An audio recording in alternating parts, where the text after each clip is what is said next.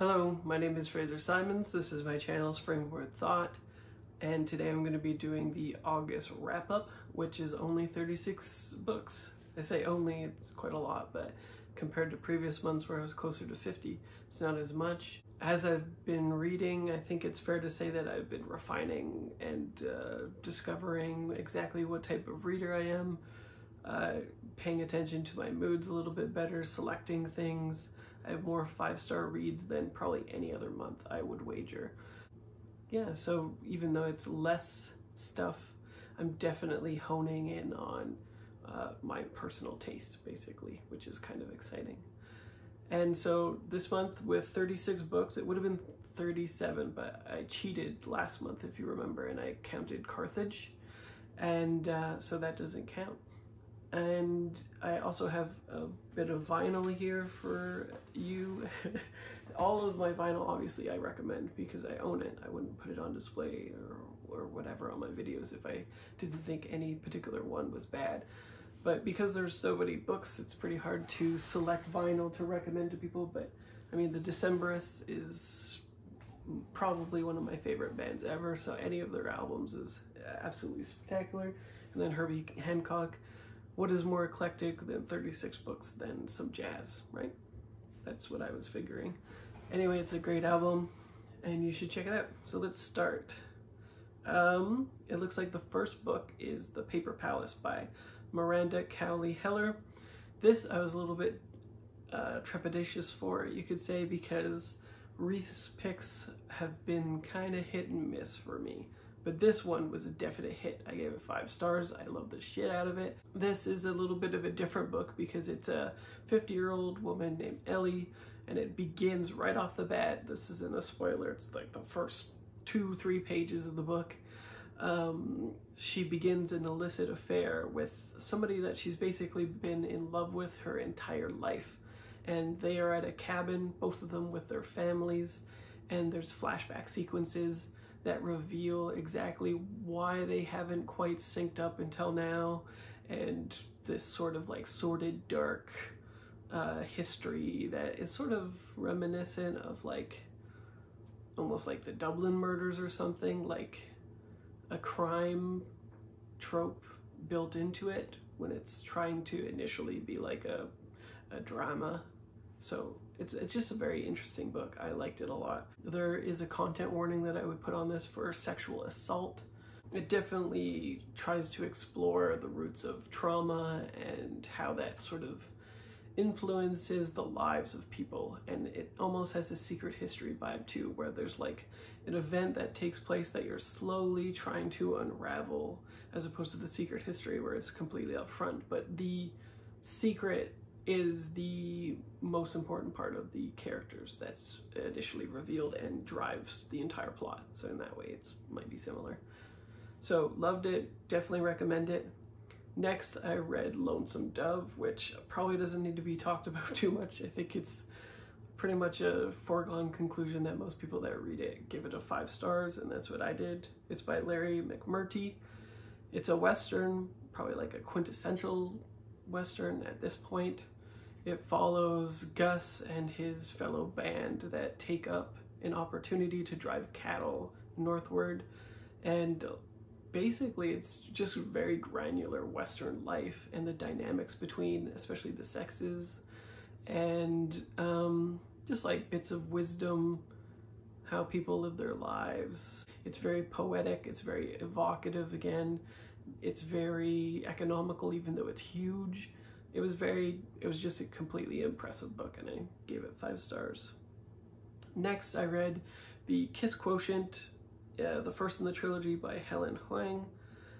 And this book I gave 3 stars. I thought it was fine. This has been talked about a heck of a lot on BookTube recently, so I won't go into it, but it was an okay romance.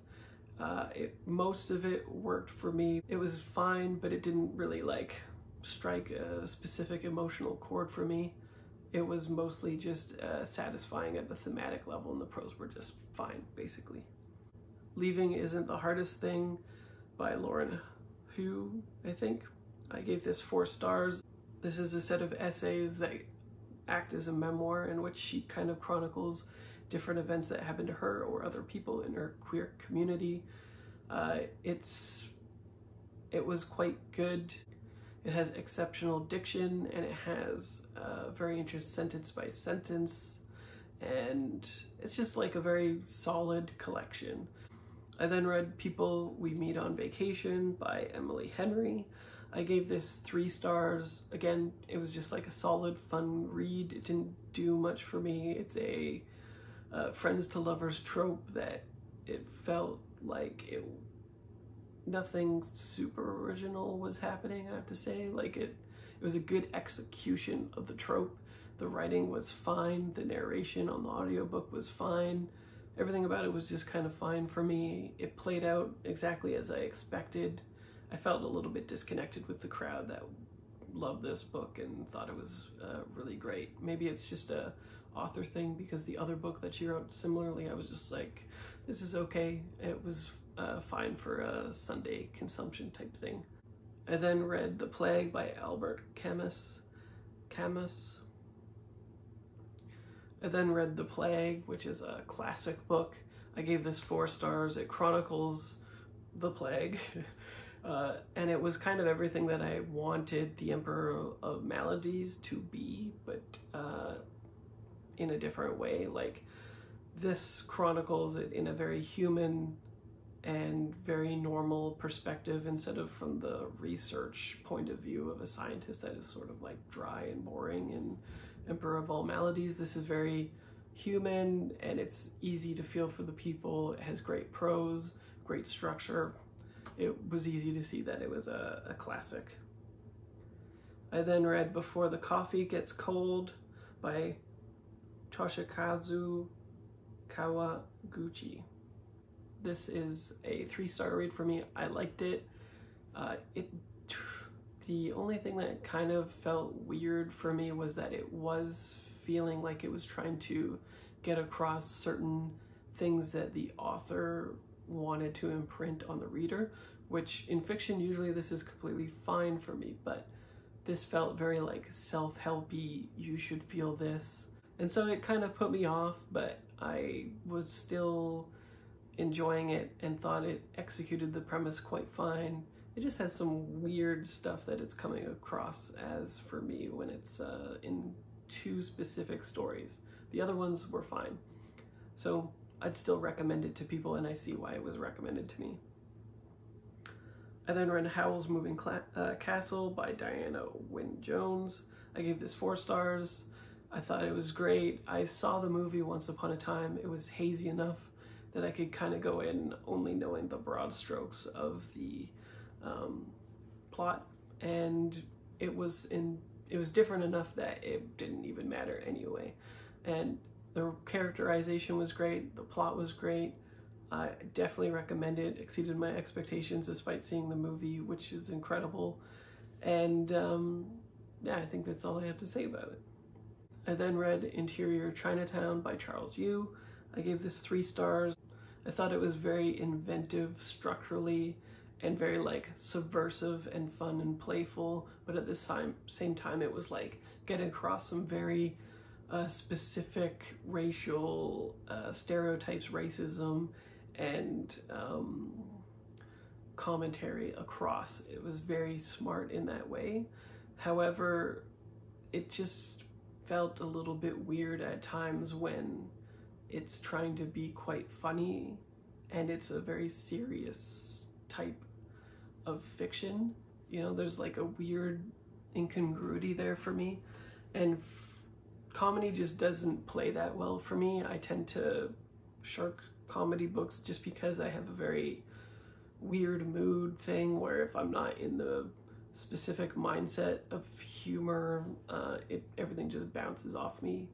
Really great structure. The prose I also had a problem with. It was serviceable, fine, nothing evocative or that interesting. The concept is the thing that got me to the 3-star mark here. Their Eyes Were Watching God by Zora Neale Hurston. I believe this is a classic. I gave this 4 stars. I thought it was very interesting. The prose I specifically just adored from this book. It's evocative, again, specificity, the things that I always mention for what makes good prose work in my opinion and to my taste. It had a very interesting premise that it executed well. So this is a classic book in which a woman basically has a very specific destiny set for her by her mother, and she then she gets married or paired with this farmer initially. She doesn't like that life. She meets somebody who's coming by and basically it just seems like a better life, so she takes off, and it's like her journey. And then the story starts when she comes back and is telling her friend everything that happened to her. So structurally, I really liked it. I thought the prose were excellent.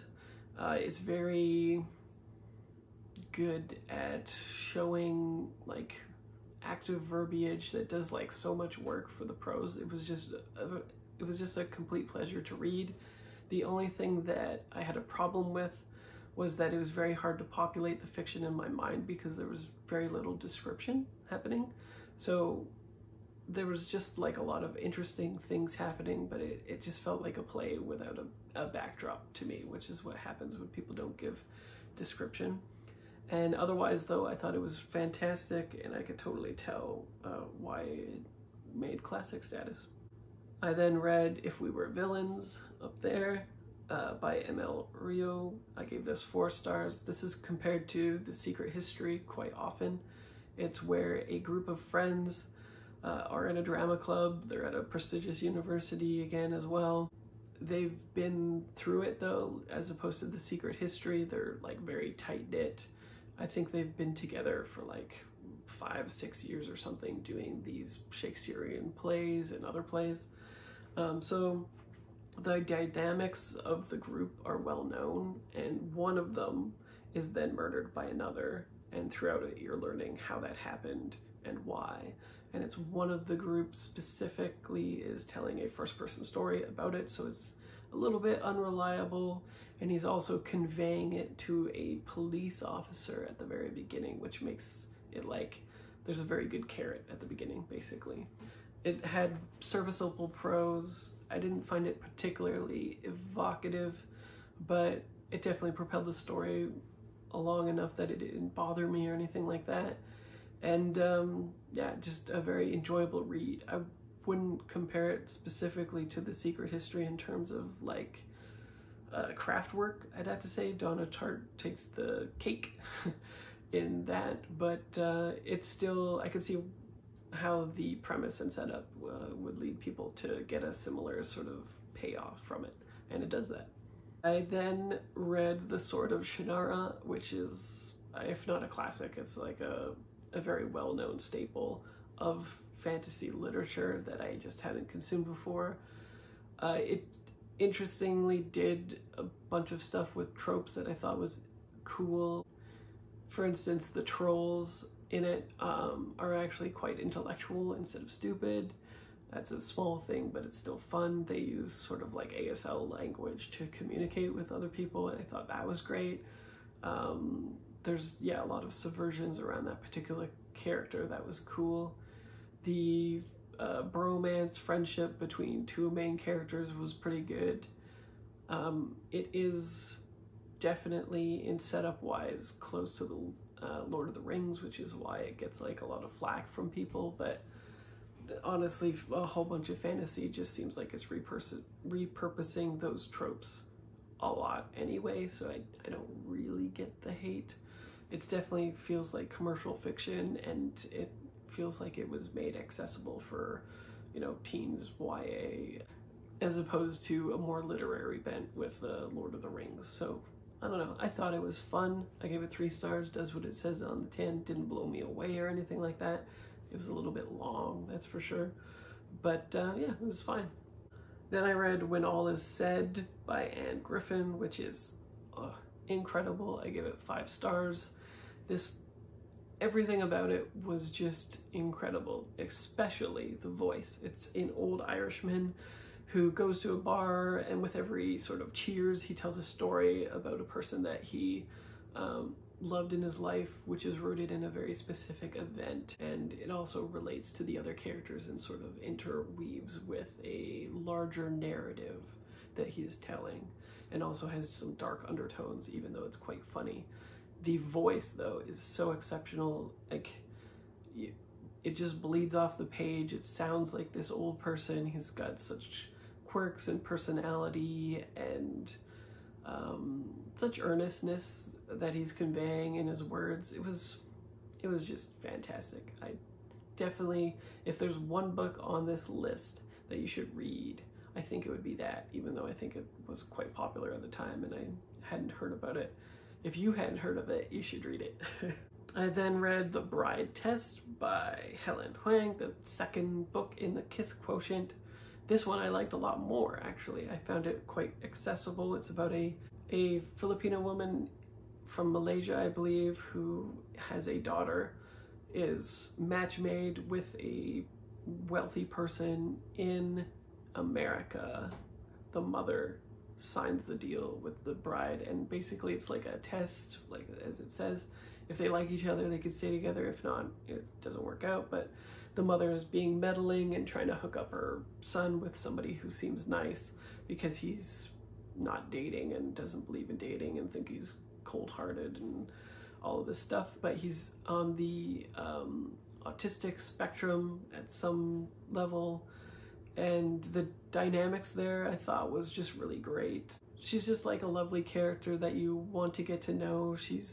Feels self-empowered. She is comfortable sexually. She's just like I just liked her a lot more than the other characters. I like them both, actually. I think every character in this book shines a little bit better than the first book.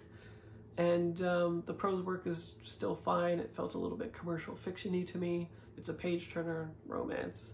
It's got those quirks into it. And yeah, I just enjoyed it. I gave it 4 stars instead of 3. Then I read Cloud Cuckoo Land by Anthony Doerr, which is quite famous for all the light we cannot see, which I quite liked, even though I don't like war. I still ended up liking this, which is kind of a testament to his skills. So I really expected to like this book, but I just couldn't get into it whatsoever. And that wasn't the fault of the book. So I still recommend people to read this book. It just wasn't for me. When I talk about how fiction needs to be grounded, and when there's not enough characterization of the world and evocative prose and stuff, I just can't picture it in my head, and I need that. This book is like the opposite of what I like in those terms. It bounces around very frequently. Sometimes chapters are just 1 page. It's very jarring, and thematically it started doing some interesting things when I put it down, but I just found that it was just moving right through me. I couldn't retain anything that was going on. There's some weird stuff where there's a couple chapters where it was of a donkey. Initially it was about a person who is planting a bomb in a library. Then it switches back into the past, where it's telling a different story of a girl who is learning to read, being taught by a specific person when everybody is essentially illiterate. And then it jumps again into another story, and then it jumps again into another story, and it sort of is nested and is trying to explain things, I think, about story itself. But as I say, I just couldn't get rooted into any of this stuff, so I just had to move on. I gave it 2 stars. I then read A Master of Djinn, and I gave this 4 stars, 3.5 rounded up. I thought I would like this a lot more, but again, I find that his Cairo that he's constructed in this universe is a lot more interesting than sometimes the premise or the execution on the premise. I love the characters. I like how evocative it was. It's great at explaining the world and the small little inner workings. It's clear that he has put in a lot of thought into this world building, and it's the most interesting aspect to it. The setup was somewhat interesting, and then it just sort of feels like it's petering on and a little bit like filler after a while. But it was still enjoyable. I gave it 4 stars. If it had been tighter in pacing, I think it would have been easily like a 5 stars. But it is what it is. It's worth it just to read the main character, though. She is a boss, and I like that she might be the only character that I've heard described as a dandy. Usually that's applied to men. So that was just, yeah, it was fun. I then read The Last Thing He Told Me, Laura Dave.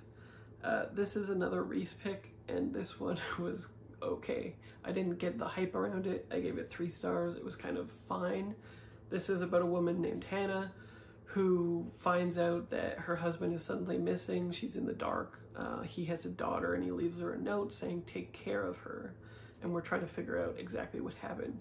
In the beginning, it seems like maybe there's a insurance scam that's going on at work, like he's something with his work, people are being defrauded, and she's trying to figure out how well she knows him. And when Hannah, is looking back on her time, she's using her memories as sort of clues to figure out a re-engineering of his past and how she might find people from her husband's past that would elucidate what the heck is going on, basically. So her and the daughter kind of embark on this little odyssey trying to figure out what the heck was happening.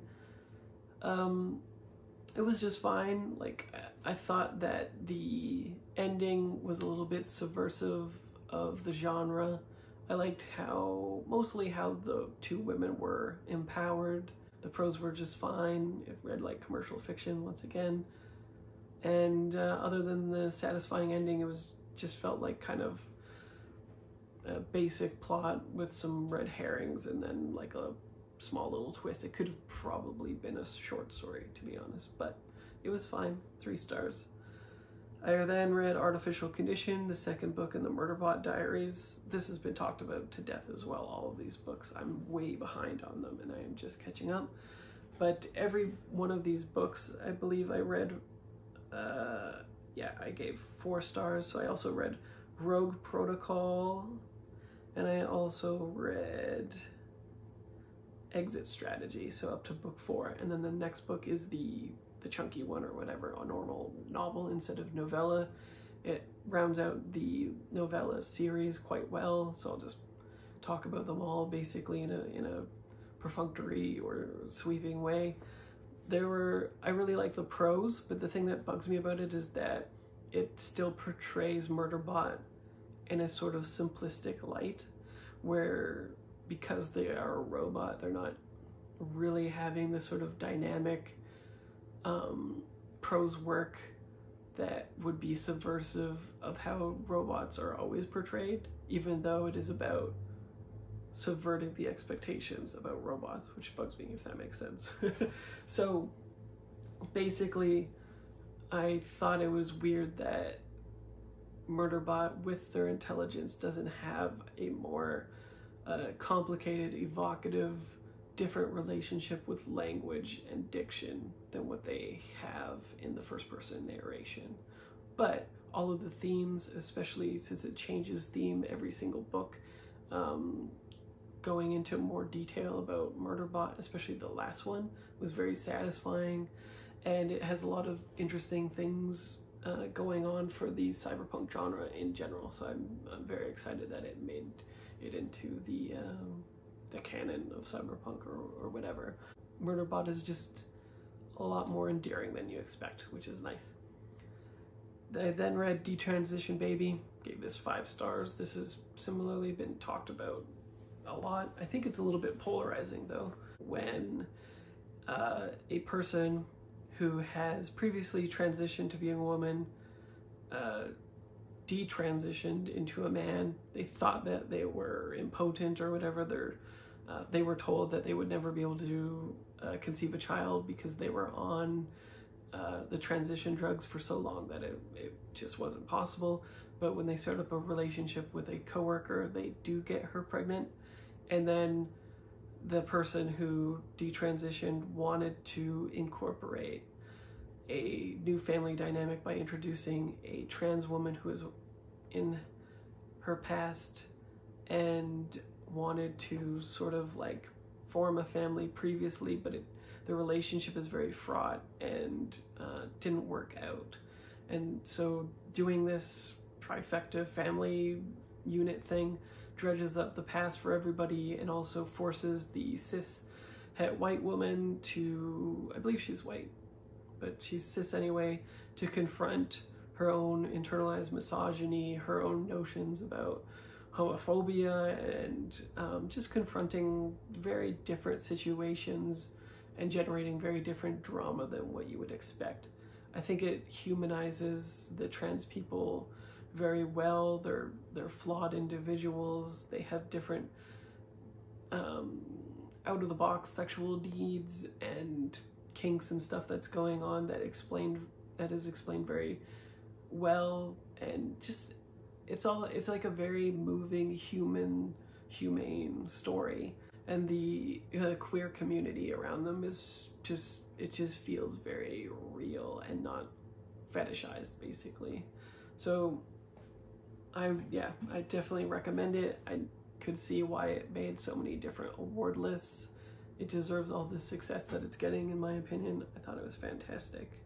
I then read Minor Detail, put on my radar by the Women in Translation Month. That is by Adania Shibley, and I thought that was a great book. It's 4 stars. It's very, very easy to consume, and the narrator in the audiobook was fantastic.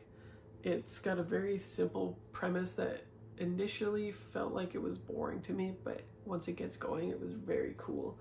And basically it's about an event that takes place where some soldiers commit a sexual assault, and then it springboards from that event into a historian who comes upon the event as a minor detail and then takes it upon herself to go and kind of find out what has happened. And it's a very quick, unsatisfying in an intentional way. It removes catharsis basically from the story in order to explain to people about Iraq and an Iranian female experience, basically.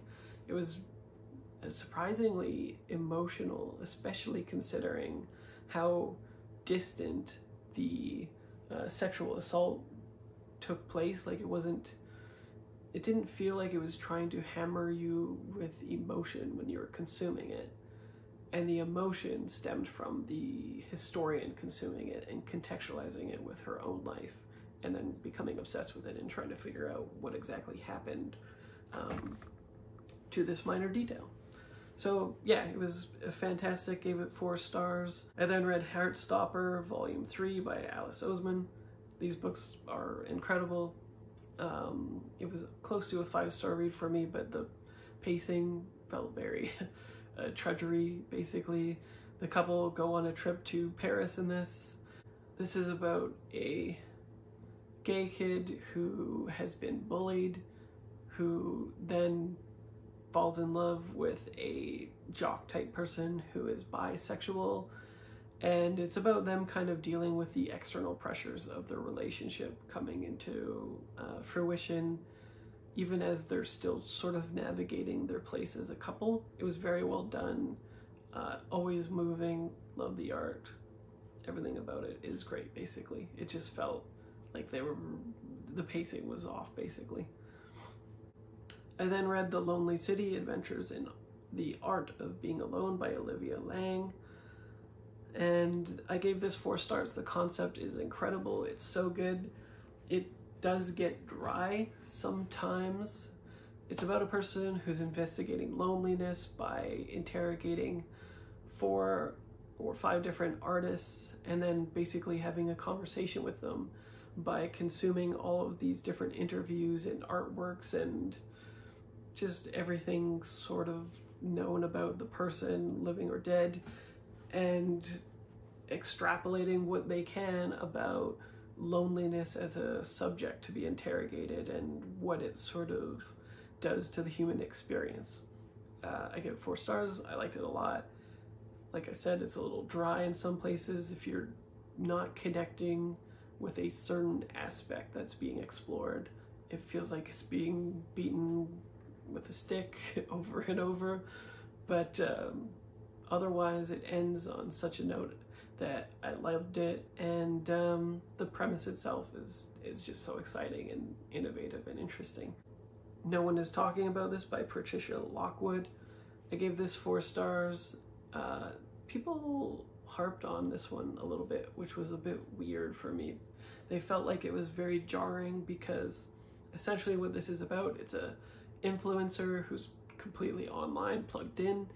She's a social influencer, or this is about a social media influencer whose whole life is sort of subsumed by being online and garnering likes and basically like just integrating as much as possible into the internet and its platform and the people therein. She is addicted to it basically, and she's sort of like mini famous on it for a specific meme that I can't remember, but didn't really even make sense. It's like, it's just about her kind of not being able to connect with her real life and her husband in ways that she would like to, or is not very privy to, but we as an audience are. And it feels like somebody who's been online and knows about social media aspects and the generation that she's talking about for once when they're talking about this subject matter. It's fantastic.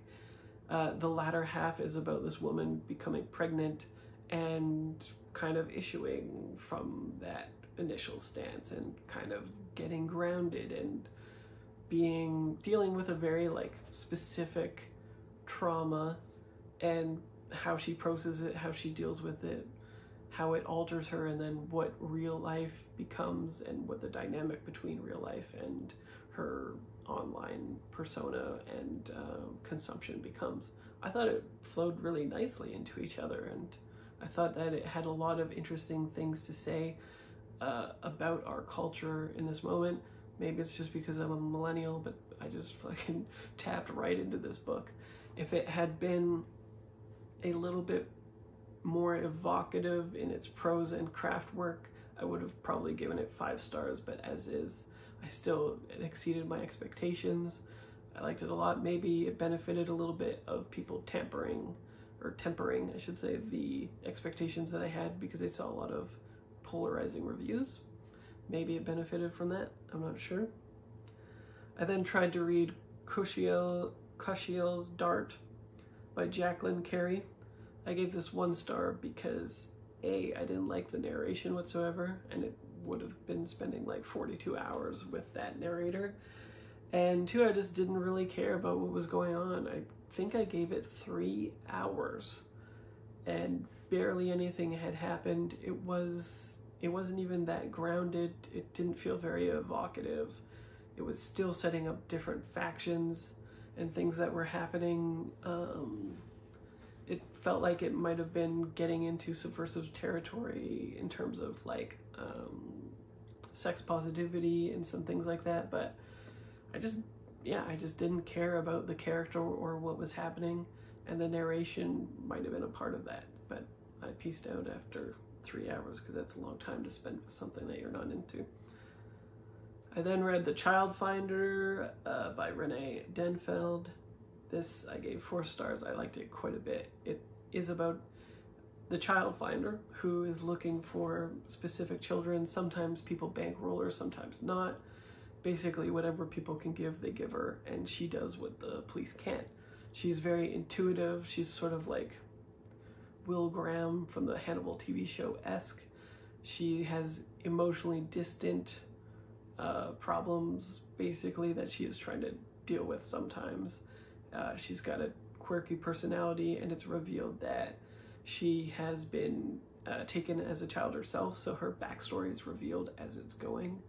And as she is looking for a specific child, those things play out in tandem very excellently. But it was just a very interesting take on the investigator looking for specific children.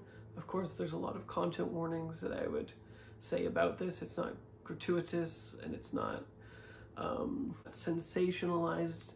It's written by somebody who I believe went through a kidnapping or something like that, I read, as an author, so it makes sense that she's handling it all very well.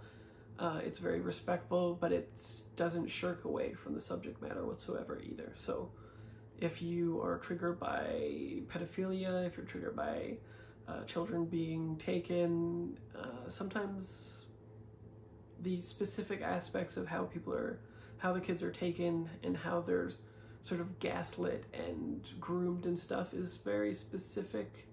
The sexual parts of it are not. So it just depends what specifically might trigger you about the story, and then either go for it or ignore it. But I felt it was very respectful and it was a very interesting story. It read pretty fast. There was good prose.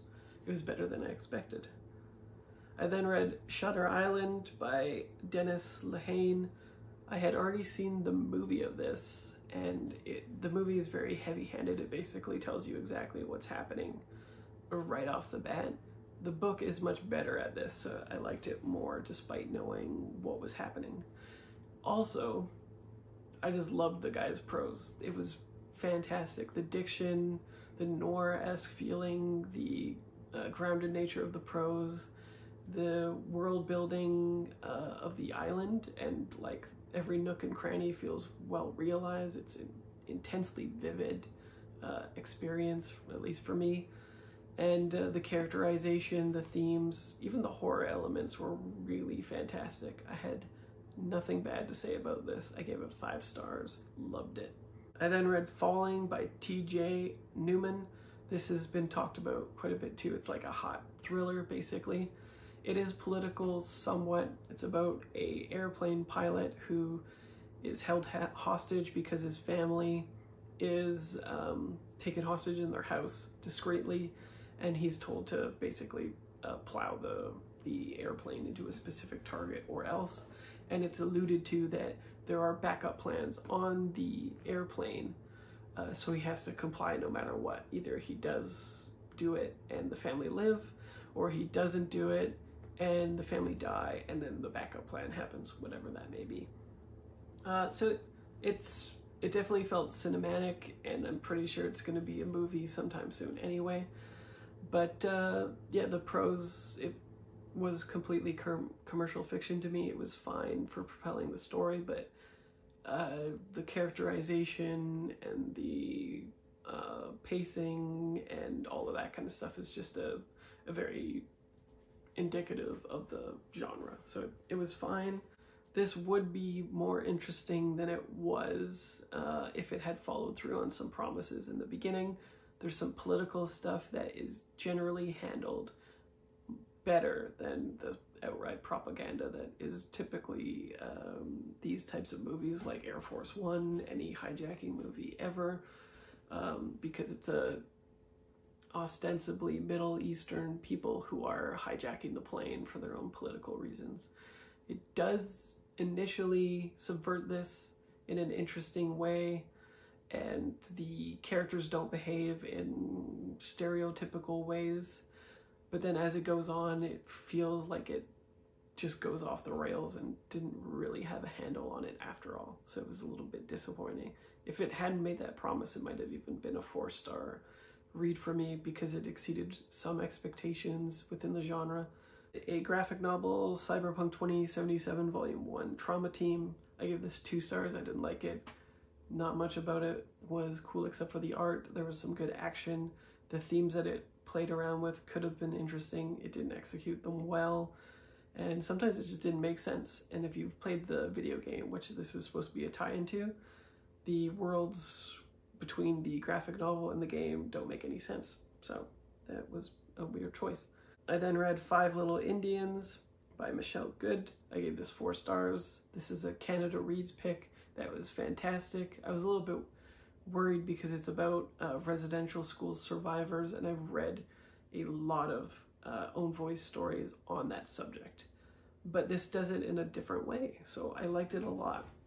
It follows the 5 characters throughout their lives, across their entire lives, basically, like from when they were in the residential school to how it affects them in specific situations, until their like late adulthood, basically. And it shows basically the way that traumatized people can be exploited throughout the rest of their lives because of the vulnerability that it creates. And I think that's something that needs to be made more explicit in our society. Exploited their entire lives, and people tend to discredit survivors of basically every kind of trauma in the sense that they need to like move on, get over it, get some counseling, and you'll be fine, when nobody really understands the nature of trauma or how specific it is to a certain person and how it can affect certain aspects of their personality and the construction of their inner life, basically. And this did a fantastic job of that. The only thing that was missing somewhat for me was the prose work. It does a good job when feelings are concerned, and then when specific situations come about, sometimes it just feels like a screenplay or a dry piece of writing, basically, that's emotionless. So it was very weird because it has that dichotomy where the root causes of trauma and the specific characterization of the people are great, but then when normal situations are occurring, it feels like it doesn't know what it's doing, basically. But I gave it 4 stars, exceeded my expectations, still thought it was good. I then read These Ghosts Are Family by Maisie Card. This was put on my radar by Roxanne Gay on Goodreads, who quite liked it, so I decided to take a shot. It follows them across their lives and different events that are occurring from the perspectives of some of the people that have died in the family and how that came about. The certain intricacies are very cool, or at least interesting, I should say, not cool. The character work is just really interesting because as a viewer, or as a reader, you're a viewer basically of this scenario, and some of the things that some of the family members wonder about their family are never ever brought to light for them, which is just, it feels like you've got like an inside scoop on a family drama, but more so than that, it communicates very deep things about life and communication and assumptions that people make. It's very intelligent. It's structurally complex. The prose were just serviceable, I would say, not exemplarily, but pretty great. And yeah, the most interesting things about it is theme and structure, though, and I thought those were fantastic. Next, I read Accountable for Leibowitz by Walter M. Miller Jr. Actually didn't know that this was a classic, but it makes sense as soon as you start reading it, because a lot of the ideas in it have been sort of appropriated by science fiction such that they're like kind of a normal affair now, which means it didn't make a big impact on me. The cool thing about it is that there's a 3-part structure to it that jumps throughout time. It's a post-apocalyptic after a 3rd or 4th World War or whatever, and civilization is just rising again, basically, out of the ashes. And the cyclical nature of it represents the changes of a civilization, and it's like a never-ending cycle, basically.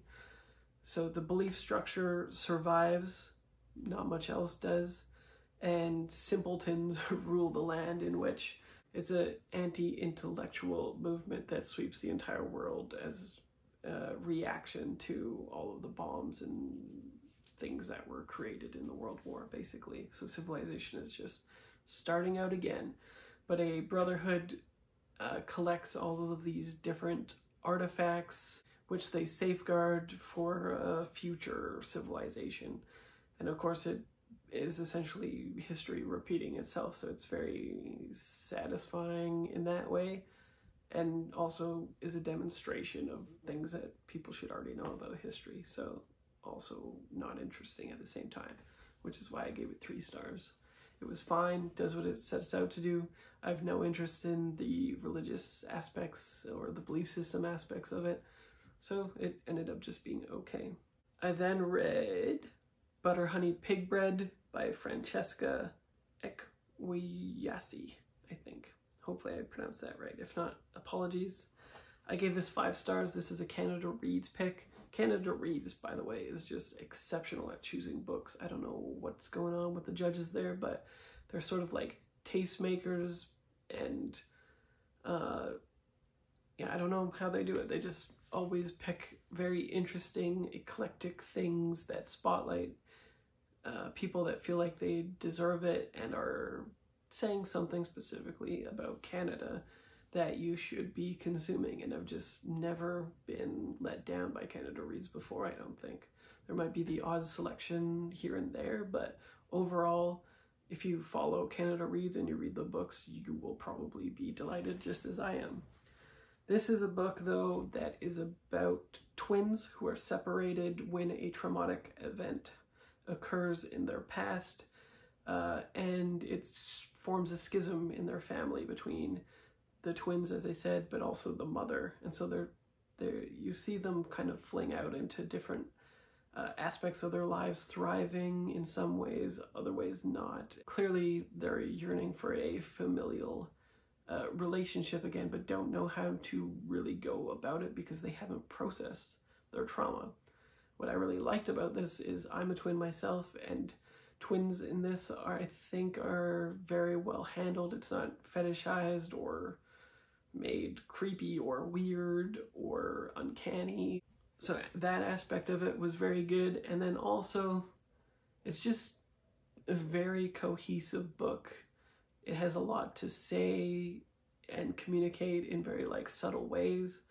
The act of cooking in this is very excellently done and tied to theme, and also is just like almost reading food porn, basically. The actual recipe is verbalized, and then the outcome is very evocative and interesting and character building. And it culminates into this sort of confrontation of the family where they have to deal with these aspects, and they do so as well as they can, but it's still kind of messy, but it's satisfying nonetheless. It was just a fantastic book. Can't recommend it enough. 5 stars, as I said. Then read Once There Were Wolves by Charlotte McConaughey. I read her Migrations and also gave this 5 stars. Ooh, spoilers, I gave this 5 stars as well. This is about twins again, actually, yeah, who take a pack of wolves along with another team, it's not just the twins, to Scotland to loose upon an ecology that is getting rampant with deer, and it's affecting the ecosystem in very weird ways. When they get there, a farmer, I think it is, goes missing, and it sort of gets turned into like a murder mystery type situation almost. It's very atmospheric in that way, at least. And the girls similarly have been through a very traumatic event in their past, so they're very close, but very, again, there's like a schismatic thing occurring with their relationship as the trauma is elucidated in the text as you go along with the loosing of the animals. And so this was like one of the most thematically cohesive books with the most evocative prose that I've ever read, maybe. The theme is so interesting because the 2 girls who are traumatized are set loose into the world just as the wolves are as well, so their stories are kind of paralleling, you know, like the girls are kind of dangerous in their own ways because they haven't processed their trauma, and it's almost like Hannibal-esque where they have the potential to do harm, they can read people easily, they can manipulate people, but also not see how they are being manipulated because, again, people who have been traumatized are more vulnerable in other ways, and this becomes apparent in the text quite a lot. There's also like a romance subplot that's handled so well. One of them is pregnant ostensibly, and how that comes about with the people missing, possibly dead, versus new life, versus people processing trauma and this sort of like new life that's coming in. It's just so interwoven. It's just such a pleasure to read. The narrator is also fantastic, so I definitely plan to pick up this book in physical format. another 5-star read from her. So probably she's going to be one of my favorite authors of all time or something like that if she continues on her path of throwing out 5-star books every couple of years. And then I finally read the 1,000 Autumns of Jacob de Zoet, and I have a separate video of that up, so I won't go into it, but I gave it 4 stars and I quite enjoyed it, and you can go see the video if you want to see more than that. And that'll do it for me. So that's the wrap up. Hopefully I made this pretty coherent, cohesive, cogent. I'd be curious to know what you're reading, what you loved, what are your 5-star reads so far in the year or this month, and anything else you'd want to tell me, just hit me up in the comments. I'm perfectly happy to have a chat with just about anybody, and I will see you next video.